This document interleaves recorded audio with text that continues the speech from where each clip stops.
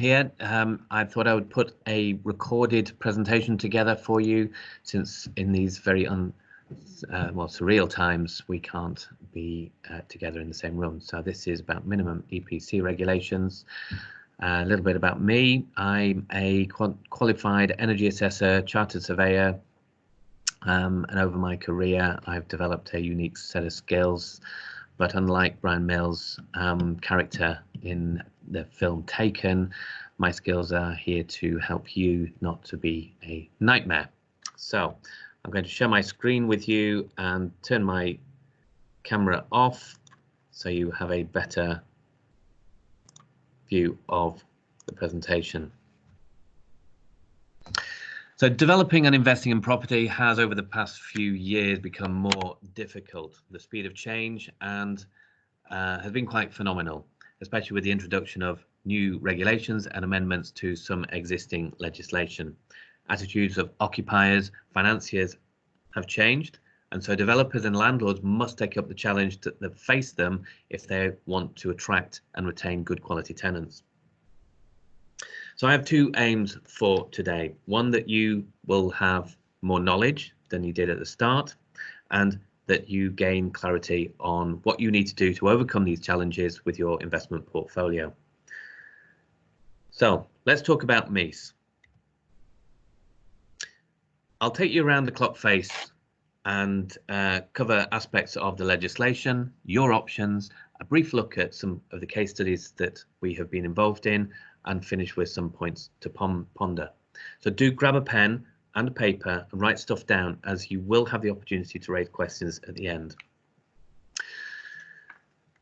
So in order to put the context of MEES, we need to turn the clock back around 10 years to the energy performance of buildings regulations.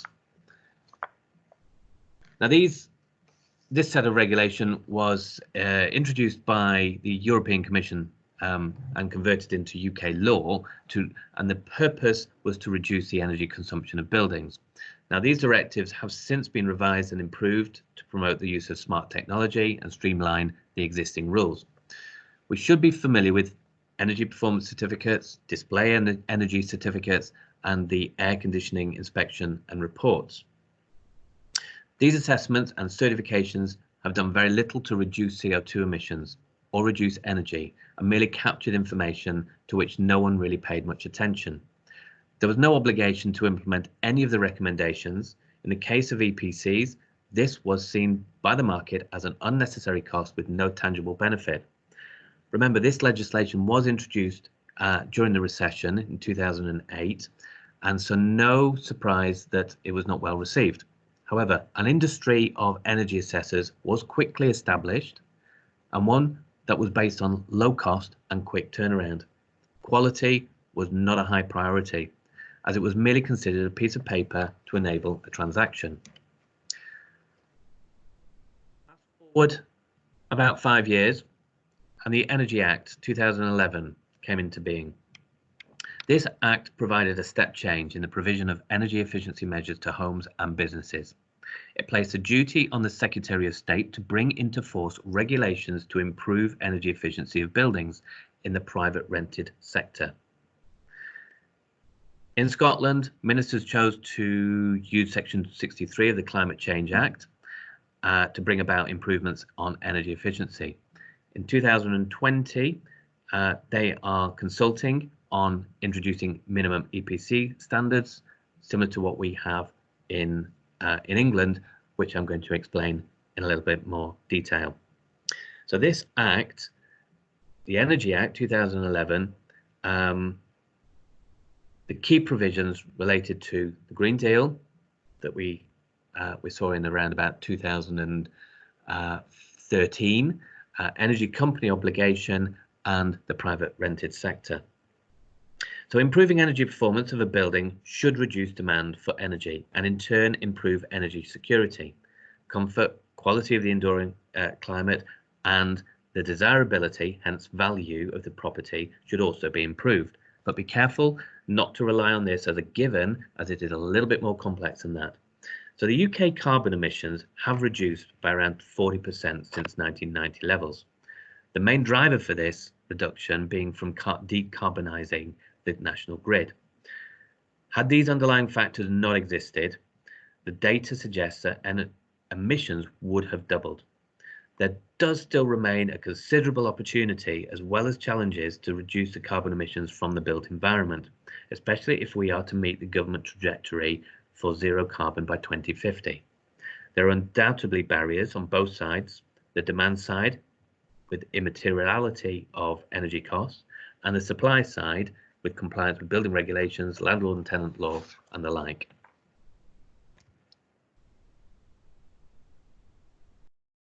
So let's have a look at the standards, and to give it its full name, the Energy Efficiency Private Rented Property England and Wales Regulations 2015. We'll have a look at what's within the scope of the regulations, what's excluded, the enforcement action, and what can be exempt or is exempt. So MEES includes both domestic and non-domestic property. I'm going to focus on the non-domestic private rented sector, but do be aware that there are some similarities for the domestic private rented property. So the intention of this regulation is to tackle the very least efficient buildings. The regulation introduced a prohibition on letting substandard property. So from the 1st of April 2016, residential landlords were unable to refuse a tenant's reasonable request to improve the energy performance of their dwelling. So from the 1st of April 2018, there was a prohibition on granting new leases on residential and commercial property if they had an EPC rating in bands F or G. And just to say that residential landlords had a high cost cap exemption. So basically, if they had a cost of, if there was a cost of if the cost of the measures to improve the property out to achieve the minimum standard that amounted to £3,500, including VAT, then they were able to claim an exemption. However, in around about November 2019, that was reviewed and that was stripped out. So from the 1st of April 2020, residential landlords must bring their properties up to the minimum band E in order to grant a new tenancy or renew an existing tenancy. From the 1st of April 2023, all commercial property must comply with the regulations, and where a property has a registered EPC and before the lease can be renewed, the landlord will be required to make sure that the EPC rating is a band E or better. From the 1st of April 2030, the new minimum EPC band will be a B.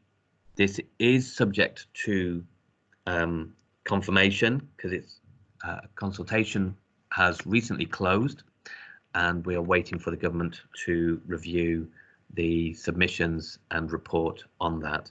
And we might also either at 1st of April 2023 or it might be 2025 see an interim measure of band D. The writing is on the wall, however, that the current minimum standard of band E will rise to B or C or D. Likely to be a B. So landlords need to start thinking about what they can do, need to do in terms of their existing stock. It's worthwhile highlighting at this stage the significant point that MEES is not there to create a trigger for an EPC, but it does raise the need to consider the energy performance of the building where there is already an EPC registered. So the energy performance of buildings regulations, which we just talked about, is a primary consideration. That causes or creates the trigger for an EPC, and MEES is a secondary consideration that when you do have an EPC, what is does it meet the minimum standard? Exclusions. Properties that are not legally required to have an EPC or are let on short-term or very long leases will not be captured by these standards. They'll be outside the scope. So properties that are exempt from the energy performance of buildings regulations will therefore be excluded from the scope of the minimum EPC regulations. And these include things like buildings which are officially protected or listed due to their architectural or historic merit, especially where the improvement measures will alter the character or appearance of the property. Buildings used as places of worship or other religious activities, temporary buildings with a planned use of 2 years or less, buildings intended to be demolished, industrial sites, workshops, and non-residential agricultural buildings with low energy demand, standalone buildings with a total useful floor area of less than 50 square meters, and furnished holiday accommodation where the holidaymaker is not responsible for meeting the energy costs. So all those situations would be exempt from needing an EPC and therefore outside the scope of the minimum EPC regulations. However, if the tenancy agreement provides for a renewal, which would extend the tenancy beyond 6 months from the original commencement date, or if the tenant has been in occupation for a continuous period of 12 months or more, then the property will be required to achieve the minimum standard of energy efficiency. It should be noted that these regulations do not interfere with the rights, validity, or enforcement of a tenancy created under any other regulation, such as the Landlord and Tenant Act 1954. So, for example, where a tenancy benefits from protection of Part 2 of the LTA 1954 Act, then the right of renewal at the end of the lease, unless the landlord can claim one of the grounds under Section 30, still apply. And refusing consent because the property is substandard is not a valid ground. Tenants will not be able to use the landlord's failure to comply with the minimum energy regulations as a reason to prematurely terminate their lease. In the case of subletting, there is an additional consideration. The original tenant must comply with the minimum energy efficiency regulations, otherwise may incur a penalty. However, superior landlord's consent will be required for any alterations or improvements to the property, and the superior landlord may refuse consent, which may then provide the tenant the ability to apply for an exemption. And I'll come on to the exemptions in a bit. And if they are successful with their claim for an exemption, they could continue to sublet the property. Assignments will need to be handled differently, and in such an instance where a tenant assigns their lease, they then become they would, because there's no new landlord created, then the assignment is effectively a sale, and therefore it's a trigger for an EPC. That tenant would need to make sure that the property meets the minimum standard before they can assign their lease. And again, we go through the whole process of getting superior landlord's consent for any alterations, etc. There are, of course, considerations to be had regarding dilapidations and supersession, where in particular tenants could benefit significantly relative to their repairing obligations. Proper professional and legal advice should be taken to ensure compliance.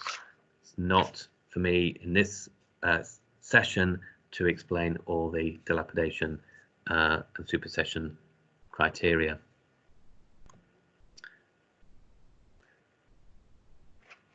So enforcement. So local weights and measures authority, in other words, trading standards, will be the enforcement agency. The level of fines that can be imposed are shown on screen. These are the government recommended maximums. trading standards will have the discretion to decide on the amount of penalty to apply and whether to publish details of the enforcement notice. So a name and shame type scenario. The first step of the enforcement action is the issuing of a compliance notice, which can be issued at any time up to 12 months after the suspected breach. This suggests that a breach that occurred over 12 months from the date of the compliance notice will not be reachable. We still await case law to establish the detail of all of this. The guidance or regulations do not provide clarity, and hence we need to see what case law might arise. A penalty notice will be issued if there is a breach, and landlords will of course have the ability to apply for or rather to appeal against a penalty notice. And I don't doubt there will be a lot of case law on this in a few years' time. So let's have a look at some exemptions. Where it can be demonstrated that the EPC standards cannot be achieved, landlords will have the opportunity to apply for an exemption. This must not be confused with the exemptions under the Energy Performance of Buildings regulations, where an EPC is not legally required for certain types of buildings or transactions, as I have previously explained. The type of exemptions a landlord can apply for are shown on screen. It is essentially a self-certification scheme, but I should stress that any application for an exemption will be reviewed by trading standards, and so robust documentary evidence will need to be submitted. A valid and legitimate exemption will last for 5 years. It will need to be renewed on the expiry if the exemption is still relevant and required. Exemptions are not transferable. In other words, if the building is sold, the new landlord will need to apply for the exemption in their own name, as they will not be able to rely on the pre-existing exemption. So there's various documentary evidence will be required when applying for an exemption. So for example, a chartered surveyor's report demonstrating that wall insulation is not suitable, or a chartered surveyor's valuation report demonstrating that by installing a particular energy efficiency improvement measure would detrimentally impact the property value by more than 5%. Copies of 3 quotations and calculations in line with the approved formula will be required when claiming the improvement will not meet the 7-year payback test. If the new owner is to be an owner-occupier, then this will be outside the scope of the regulations, and so none of the minimum EPC standards will apply. However, if a mortgage is required for the purchase, the mortgagee may stipulate certain energy efficiency criteria. The 7-year payback test and associated formula is set out in the guidance for landlords and enforcement authorities on non-domestic and the equivalent domestic private rented property minimum energy efficiency standard. Several documents and reports will need to accompany an application for an exemption, and the type of evidence will depend on the type of exemption being applied for. Regulation 28 defines what is considered or classified as a relevant energy efficiency improvement, and you can see on screen all the relevant documents. So in effect, it is those that are on the EPC recommendation reports, in the Green Deal Advice Report, basically all the measures that are scheduled on Table 6 of the Building Regulations, Part L.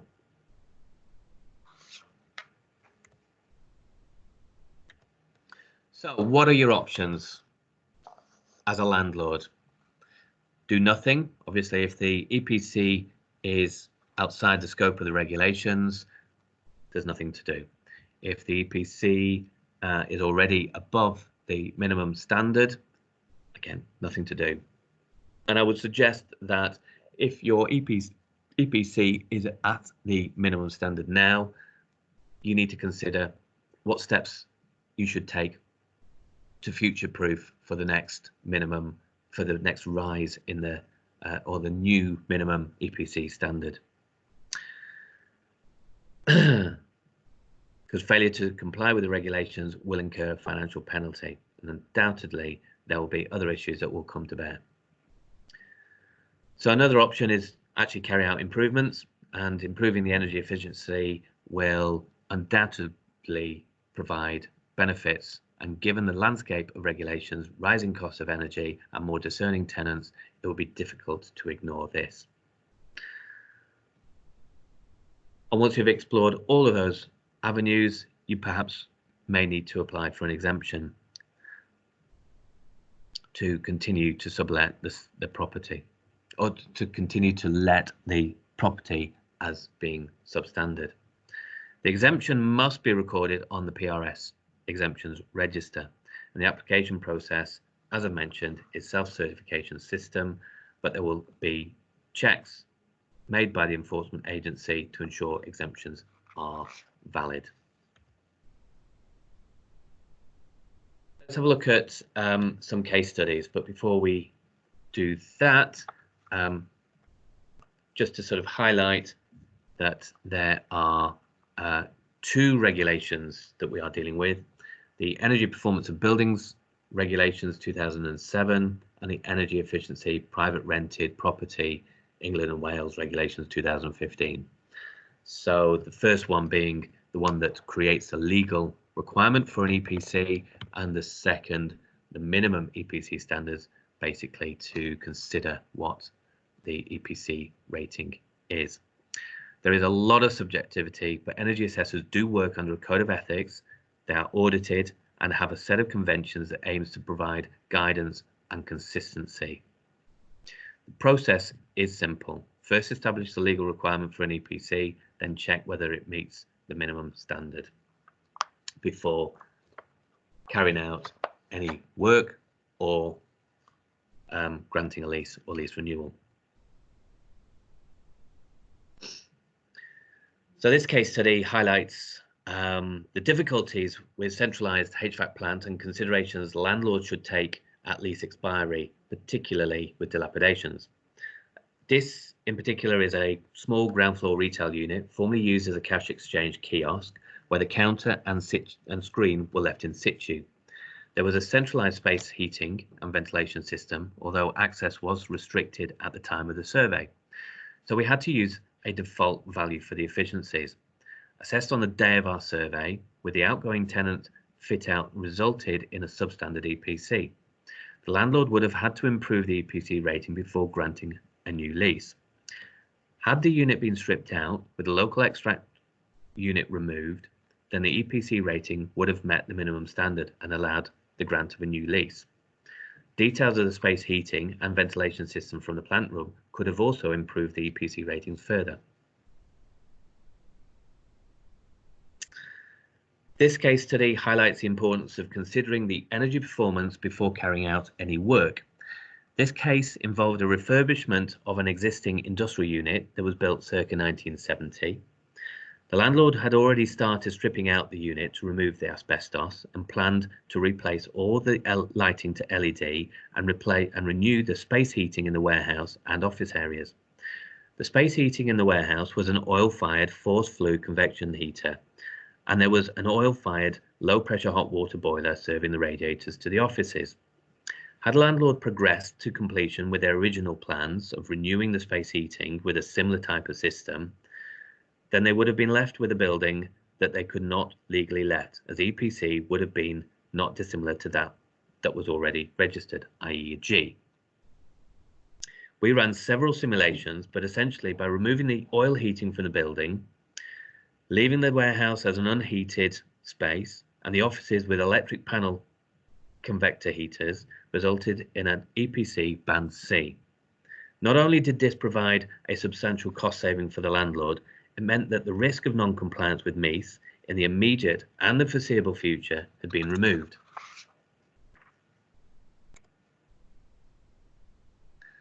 This final case study is of an office, and it highlights some of the subjectivity that exists. It is not uncommon to find a building in an established retail area being used as offices. The permitted planning use for this building was A1, A2 and B1. And the last known use was B1, which was evident when we surveyed. The EPC conventions, which are the rules that guide energy assessors, meant that we had to select B1 office use as the main building type. This resulted in a substandard EPC, which can be seen on screen. The landlord would have had to improve the EPC rating before granting a new lease. If the building had been cleared of equipment, and let's assume that the ground floor was retail and the upper floors were the back of house offices and stores, then the EPC would have resulted in an E or possibly better.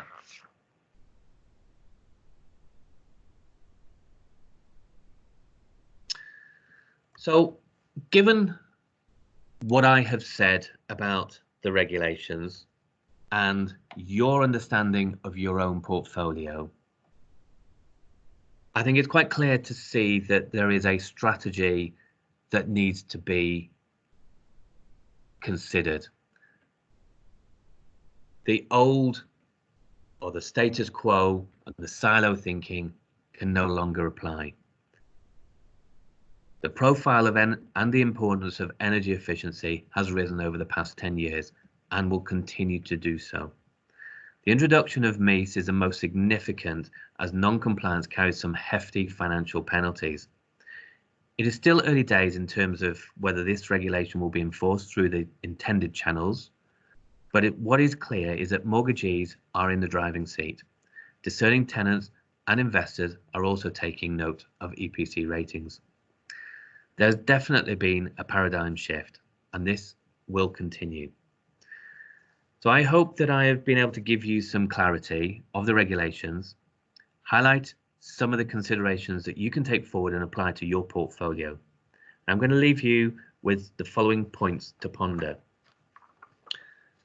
Identify those properties at risk by reviewing your portfolio on lease expiry, age of building, the type of and use of your property, and the EPC rating if there is already one in existence. Review those existing EPCs. Check the address. Does it match the address of the property? The floor area, is it in accordance with your expectations? The EPC will state the gross internal area irrespective of the type of property. Space heating, cooling, are these as per your understanding? The EPC will state the main space heating system. The date the EPC was registered. The software has been updated and improved several times. An EPC produced on an earlier version of the software, say pre-2015 for sure, is likely to have fallen a grade when run through the current version. Have there been any material changes since the EPC was registered or more recently? Because this will and could affect the EPC rating either positively or negatively. It needs to be reassessed. What software was used to create the EPC? There are several approved interfaces that use a national calculation methodology to generate the EPC. The free version is a rather clunky and perhaps not suitable for larger buildings. And other interfaces which offer better visual impression and hence error checking are not free and perhaps suggest a better quality of assessor or assessment. Is the assessor still accredited? Many have joined the industry while many have left, and a simple check of the EPC register will be able to determine this, and it should be on page 2 of certainly the commercial EPC and on page 4 or something like the last page on the domestic EPC. Contact the energy assessor. They may still have their survey notes. They may be able to provide you with some desktop simulations before incurring any costs of carrying out a survey. So when you commission a new EPC, speak to the assessor. Ask them for their qualifications and their experience. Ask them about their PI cover and what interface they use. So I have come to the end of my presentation, and I can't seem to get my screen back on, my video back on. So here we go. There we are. So I hope that was useful and valuable. Should have on my screen the contact details, my contact details. So by all means, contact me on any of those channels, and I'll be more than happy to help you and work through any specific queries or problems that you have. Thank you very much. I look forward to speaking to you.